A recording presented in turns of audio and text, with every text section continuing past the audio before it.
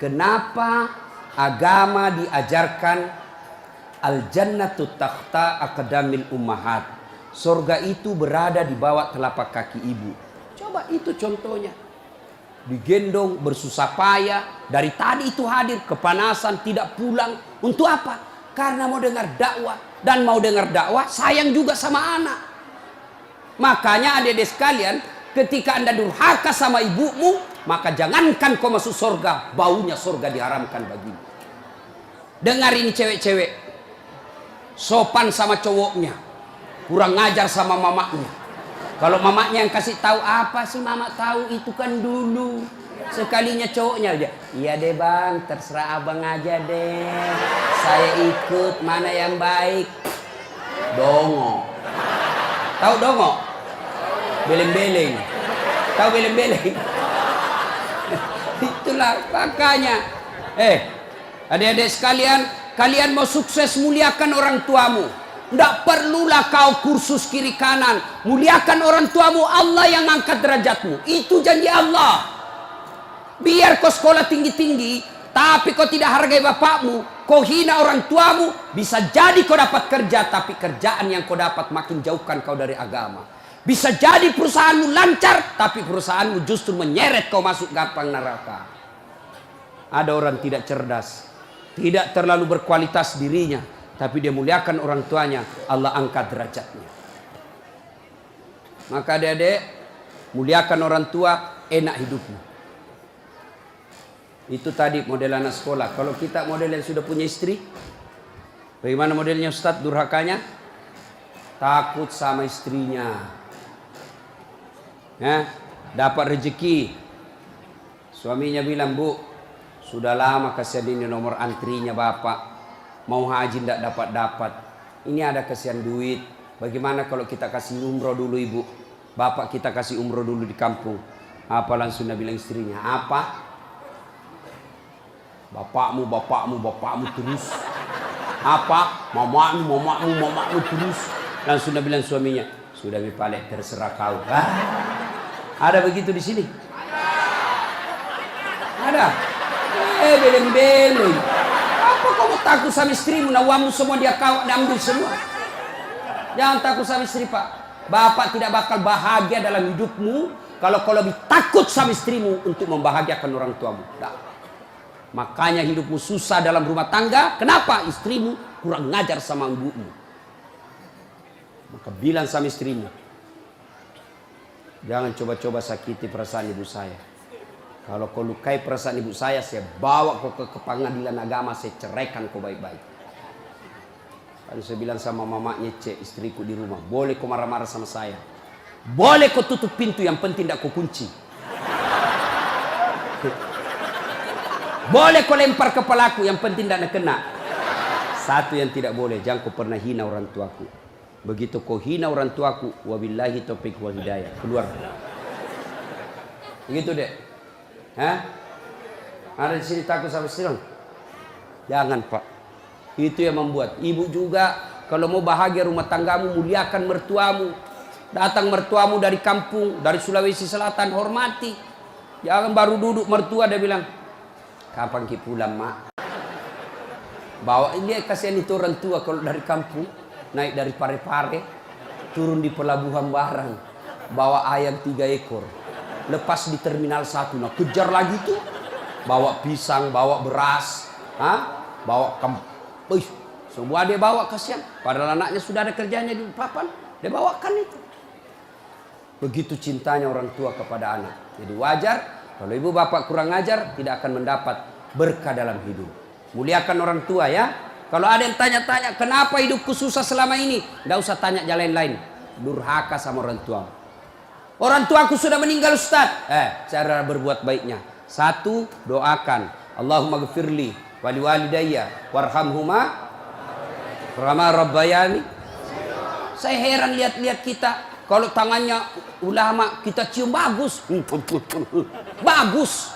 Tapi pernahkah Bapak perlakukan tangannya ibu seperti itu? Pernahkah Bapak perlakukan tangannya orang tua? Saya orang lain. Belum tentu saya doakan Bapak ikhlas. Doakan saya Ustaz. Saya doakan tapi belum tentu saya ikhlas. Kenapa? Saya belum tahu Bapak.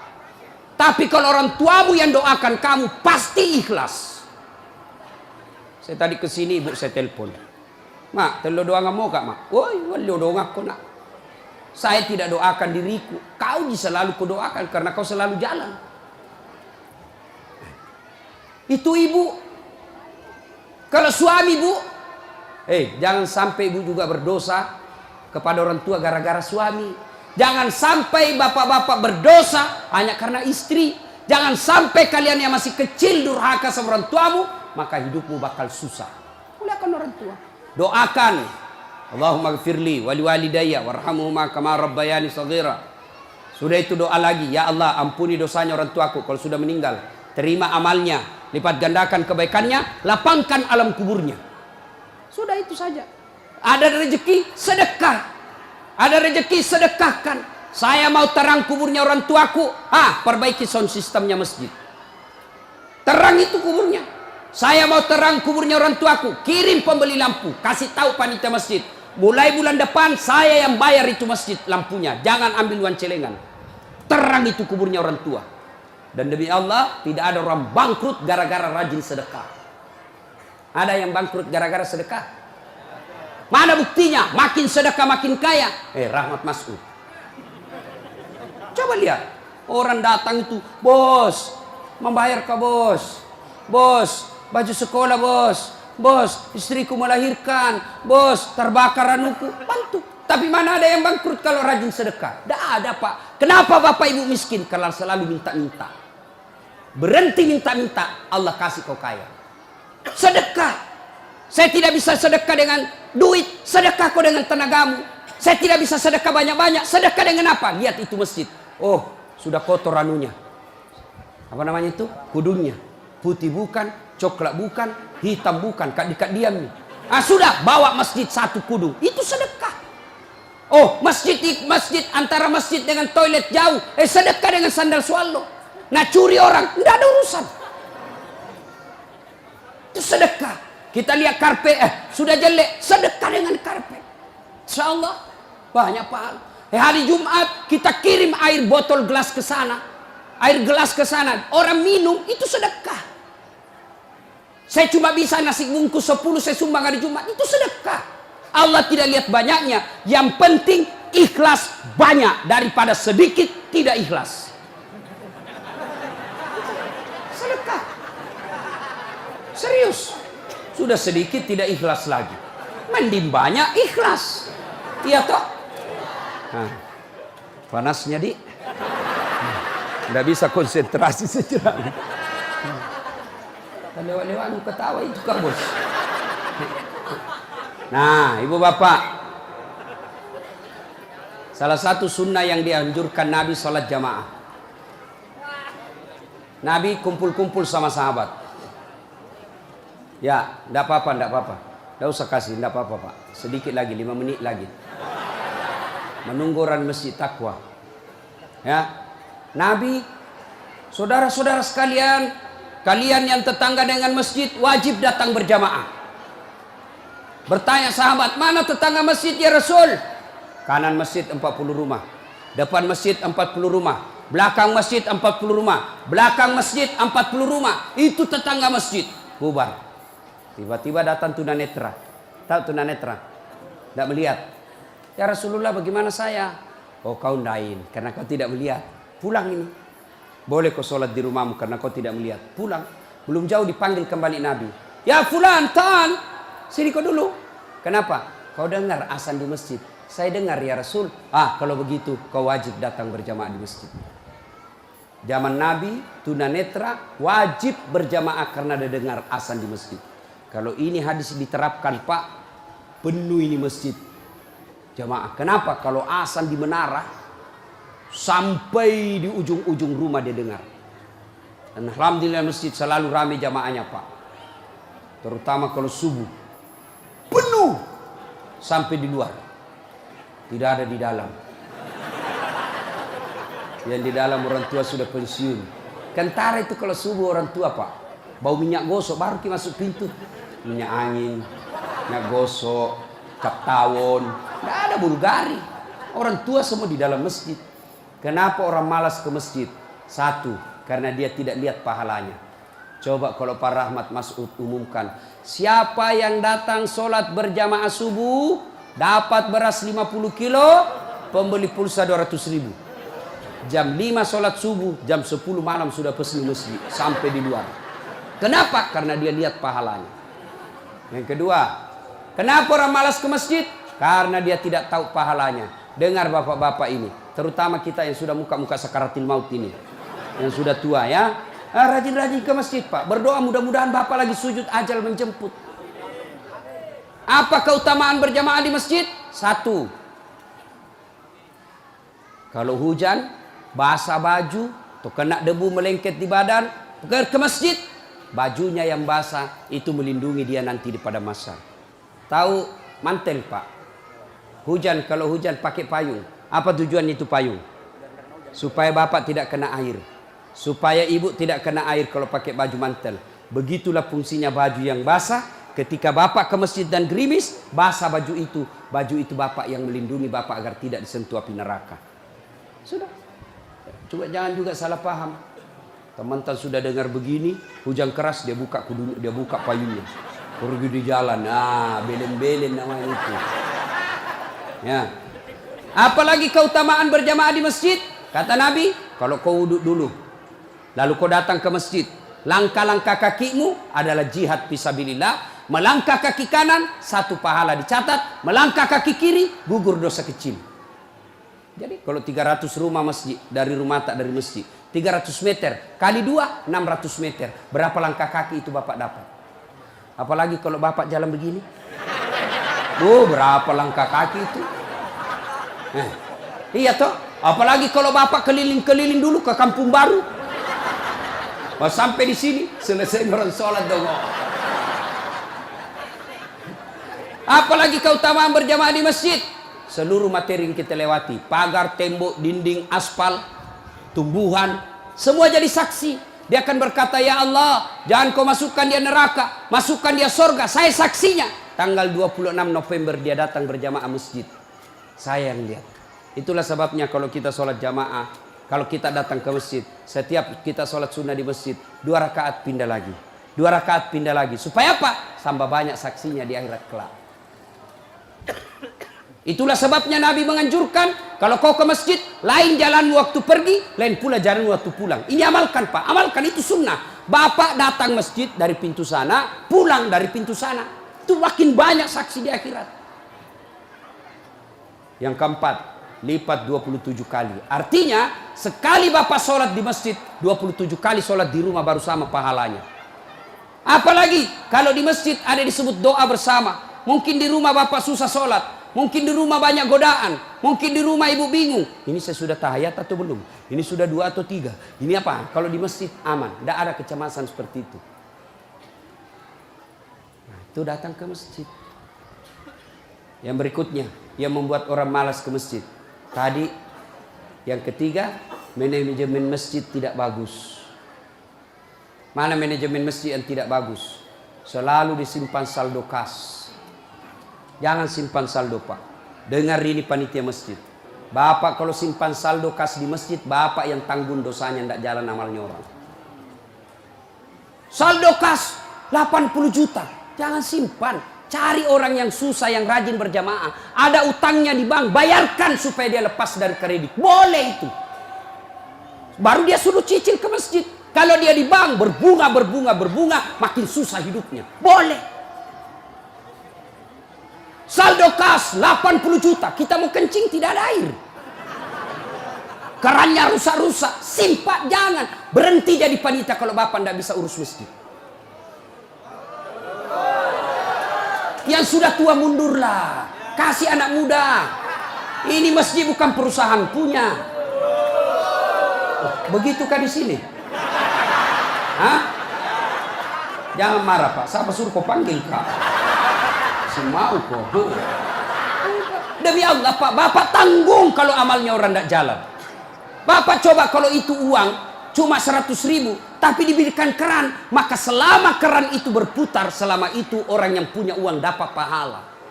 Tapi kalau dia cuma di bank disimpan, tidak jalan amalnya. Belikan dispenser, belikan kopi. Tidak apa-apa, boleh. Jangan ditulis di masjid, dilarang tidur. Siapa yang larang tidur di masjid? Tidak ada dalilnya.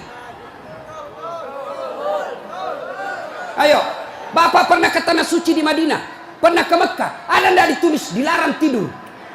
Tidak, Pak. Barangkali ada orang tidak bisa tidur di rumahnya, dia datang ke masjid supaya bisa tidur. Itu memang boleh. Yang tidak boleh, ngiler. Maka kalau kau mau tidur di masjid, bawa kau bantal. Kalau tidak bisa, kau gelisah kau di rumahmu. Bertengkar kau sama istrimu. Istrimu ngomel terus. Maka dia bilang, jangan kau pulang. Merdeka. Bodoh itu istri sekarang kalau Nabi bilang sama istrinya, jangan kau pulang. Oh, gembirai. Langsung Nabi bilang pacarnya, sini kau sayang. Di rumahku kau tidur. Kulayani kau dengan baik. Sudah. Jangan ditulis, jangan bawa anak-anak berisik. Bersyukur kalau masih ada anak-anak berisik di masjid. Kalau tidak ada anak-anak berisik di masjid, maka tidak ada lagi nanti yang mau datang di masjid. Kalian juga orang tua, kalau anakmu mau ke masjid, belikan songkok dan baju baru. Anaknya mau pergi, Pak, mau pergi masjid, belikan songkok. Apa dia bilang? Itu nak, songkok na nenek nu kau pakai. Anaknya nomor 7, songkok anak nenek nomor 10. Tak buas si songkok nama buas sih. Berteriak ni temannya, Pak Doja, Pak Doja, Pak Doja. Tidak mau ya nak tak pergi masjid. Hei. Itu pentingnya anak muda jadi pengurus masjid. Karena kalian kalau sudah tua tidak ada yang tahu. Kau juga anak muda, muliakan orang tua. Tempatkan di mana itu orang tua? Tempatkan sebagai penasehat masjid. Jangan masjid dikira dia punya. Ini lembaga, umat yang punya. Kasih karpet yang bagus. Ada saldo kas, jangan simpan Pak, Bapak berdosa. Tidak jalan amalnya orang. Apalagi membuat orang malas ke masjid. Apa? Kadang-kala apa? Sound sistemnya jelek. Begitu kita takbir, Allahu Akbar, langsung story.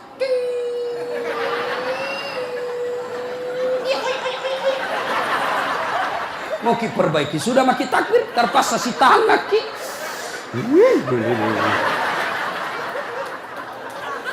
Apalagi membuat orang malas ke masjid. Apa? Kadang-kala muadzin. Jengkel orang dengar muadzin. Orang tua, sudah tua, tidak mau tom mengalah, mundur na wasangiko. Ayah.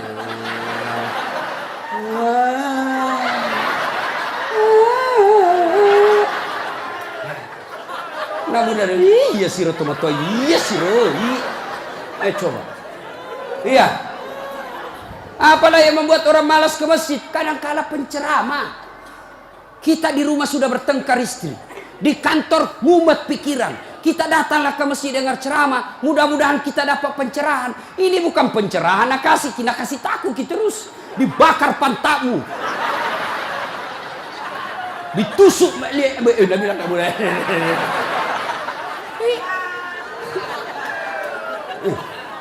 Iya. Apalagi yang kasih malas orang ke masjid. Kadang-kala apa? Imam.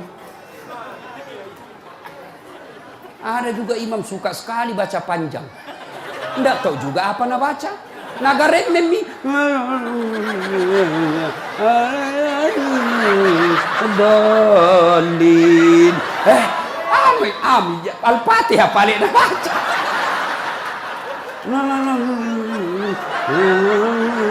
Dalin.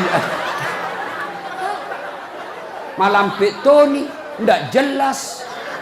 Makanya kata Nabi, kalau kau jadi imam, dengar ini Pak Imam. 1, baca kau yang ringkas. Kenapa? Karena jamaah kita di belakang macam-macam. Ada yang sudah tua tidak bisa lama berdiri. Ada anak muda yang baru datang, tidak senang yang lama-lama. Pulang di masjid, enak sembahyang di masjid. Ampun Ma Ustaz. Kenapa? Dia bilang itu mesti aliran sesat. Kenapa aliran sesat? Dari sembahyang subuh 3 rakaat. Bukan 3 rakaat, sujud tilawah nama itu dong. Makanya tuh imam sebelum kau takbir jelaskan dulu jamaahmu. Adik-adik, ini kita sujud tilawah. Sunnah malam Jumat membaca surah As-Sajadah. Pada rakaat kesekian kita harus sujud. Nah, ini bukan 3 rakaat, tapi karena Allah perintah ayat itu dibaca sujud. Jelaskan. Yang sunnah, giliran apa ini? Kenapa 3 rakaat? Enggak, kau yang dongo.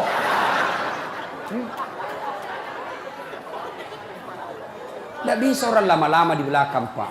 Mungkin ada orang mati yang ya karena dia tobat usia senja, tidak bisa lama kasih berdiri. Batena musessa, nak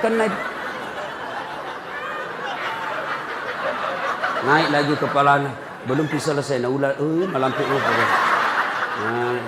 Jatuh lagi, naik udah lagi. Ada barangkali di dalam jamaah Satpol PP yang pakai sepatu baru, lama ku baca, nah lupa simpan baik-baik sepatunya, pasti dia hilang di sepatu. Bapak imam sesat, maka pasti dia tidak khusyuk. Ada barangkali juga ibu-ibu yang sekali kentut sudah makan pete.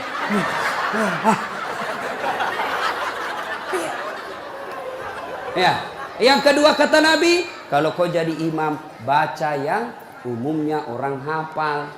Tujuannya apa, Ustaz? 1, supaya jamaah ikut kalau dia hafal. Coba kalau kita imam baca Al-Fatihah, kita ikut juga toh. Kenapa? Karena kita hafal.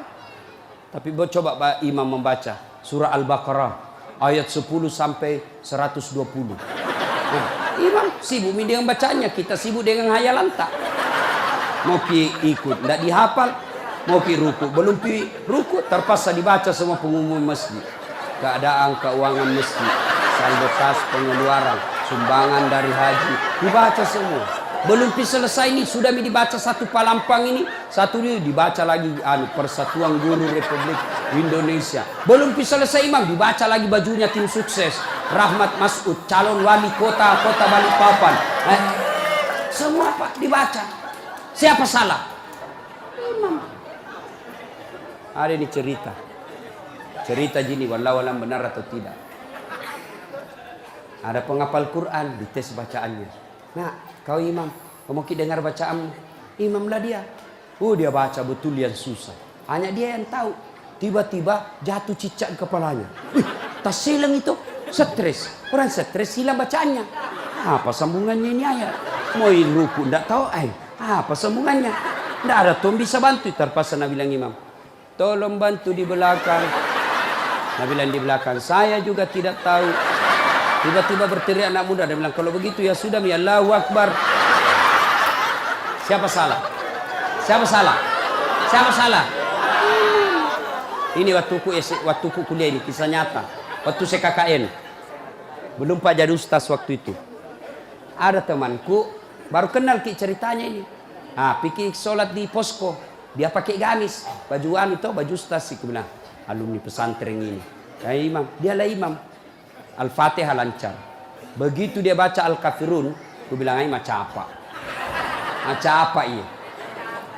Wala antum abiduna ma a'bud, wala ana abidum ma abattum, wala antum abiduna ma a'bud, wala ana abidum ma, wala antum abid, wala ana.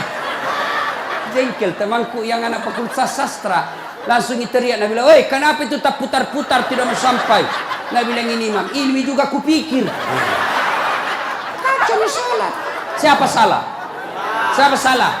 Imam. Ini waktuku SD di kampung, sembahyang asar. Sujud Pak Imam lama sekali. Apa ini imam lama sekali sujud? Tiba-tiba ada temanku nangkat kepalanya, sembahyang asar tuh. Dan tidak ada imam.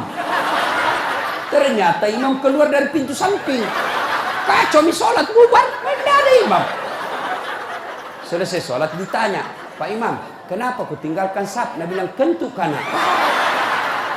Pak Imam, lain kali kalau Bapak Imam kentut, kasih bangun dulu supaya dilihat kau pergi. Nabi bilang, ku sengaja nak, karena malu kau lihat. Kacau sholat, siapa salah? Siapa salah? Imam. Makanya agama mengajarkan dalam fikih sholat jamaah, hati-hati milih imam. Makmum siapa saja boleh jadi makmum. Mulai orang gila sampai orang sadar boleh jadi makmum. Mulai orang dewasa sampai belum balik boleh jadi makmum. Mulai orang cerdas sampai orang blow on boleh jadi makmum. Imam tidak boleh. Hati-hati. Kenapa? Salah imam kacau sapi. Maka hati-hati. Kalau salah imam bubar jamaahmu. Perlu ini perlu. Dia tanya, Ustadz bagaimana kalau perempuan? Boleh ibu perempuan ke masjid, tapi tidak dianjurkan. Tapi kalau mau ke masjid, jangan dilarang kata Nabi. Kenapa perempuan dulu tidak dianjurkan ke masjid? Karena dulu tidak aman. Kalau pergi sendiri diculik dan diperkosa dulu. Sekarang di Manggar aman. Siapa mau culik? Apalagi kalau ibu sudah 60 tahun. Siapa mau culik bu? Bikin susah. Ada remaja. Ini ustadz yang ceramah. Tidak pernah saya pondok pak. Tidak pernah saya sekolah pondok. SD sekolah umum, SMP sekolah umum, SMA sekolah umum, sarjana sekolah umum, S2 sekolah umum, S3 sekolah umum. Di mana saya belajar agama? Datang ke masjid. Saya kalau Ramadan dulu zaman SMP dan SMA, saya sudah bermalam di masjid. Waktu itu belum saya tahu apa itu itikaf. Tapi ternyata itulah itikaf, tinggal di masjid.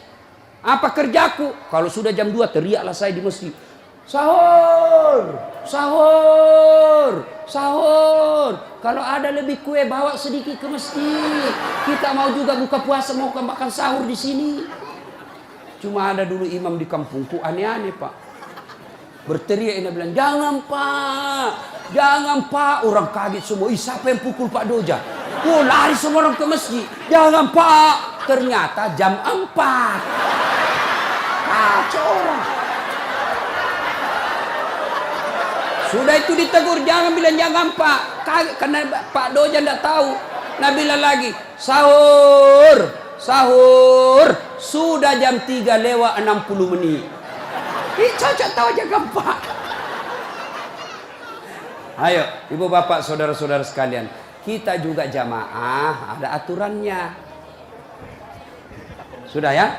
Nah, karena sudah waktu, dari tadi saya tunggu, alhamdulillah. Kalau masih mau dengar ceramah, kita pergi rame-rame ke Masjid Taqwa. Kan tidak dibayar gitu. Nah, kita sama-sama lah ke sana. Ini saja tausiah kita, mudah-mudahan ada manfaat.